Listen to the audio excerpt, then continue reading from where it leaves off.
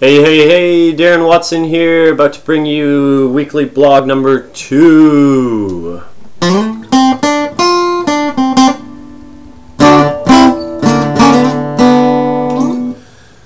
Okay guys, I'm here just to talk to you about a bit of online marketing and the growing trend towards virtual goods and sort of where that's headed and what you should do to optimize on this, and yeah, just be aware of it. So to get started, we all know that virtual goods have been online for the last couple of years. Facebook being a platform for that started out, by sending gifts, and people were able to buy these gifts and, help, bring happiness into people's lives, making it have more value to them.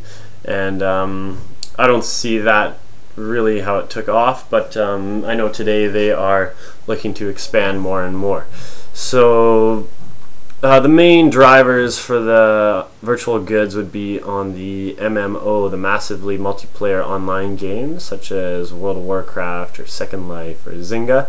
Now these virtual worlds are creating massive markets for marketers and virtual companies to come in there and sell them. Now these virtual goods don't have much production cost after they create the first one, but it's basically a $500 million economy in Second Life alone. That it gives you an idea of how much people are willing to spend and actually do spend in these online communities. So if you want to sell goods on there and want to get a part of this, you need to recognize that the same sort of concepts apply with a virtual product as it does with a real world product. People still need to have value to it, and it needs to help improve something of them, creating value. So for instance, social status is probably the biggest reason why we spend money. So you're a player in an online world and you have a chance to get better avatar clothing for your guy, so you look much cooler and better in the game. You can sell these avatar clothings to people. There's a guy in Korea who spent over $5,000 on his clothing for his avatar just so he would increase in his social rankings. And yeah, it does work. People do this, and it's even known today that people are getting married in these worlds and having little ceremonies and whatnot, and you don't have to worry about people coming in and raiding, and it just creates this fantasy world that people like to escape into, because their life in the real world might not be all what they want it to be. They might be a loser or something like that, and if they spend $5,000 in the real world, it wouldn't go nearly as far as if they spent $5,000 on their online multiplayer game. So other things to think about, people like getting gifts. They need to repair friendships. They can give a gift to someone else. Basically, these virtual products should be made to imitate real life products. Another great example of this would be architects making virtual houses for customers, and they can create the person's dream home for them and give them a virtual tour of the house before anything goes to the ground, and before they break ground and get building on there.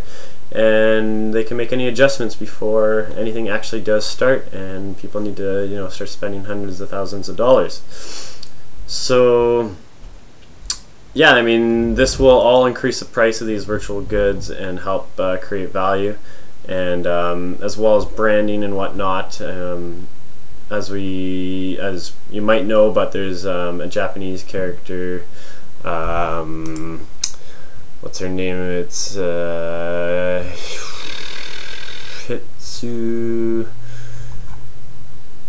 Hatsune Miku, that's it. Hatsune Miku is, you know, a singer, a digital singer for the Japanese markets, and she's super famous with a YouTube video of, you know, over 15 million, close to 16 million views, and is known to sell out these concerts for the Japanese. And, you know, it wouldn't cost much more than holding the venue and selling tickets to these customers, that rather than, you know, having to pay a live performer, you know, hundreds of thousands of dollars to get all these people in. So definitely a big industry that we need to look at and that you should be aware of. Facebook is, you know, currently trying to deal with virtual goods, trying to make a profit.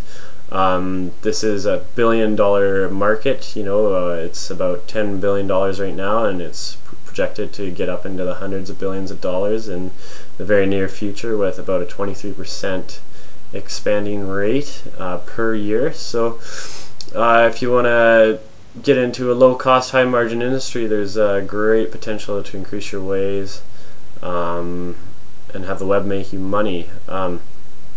So a few good things just to go out on if you are going to be going into these markets and trying to, you know, sell online.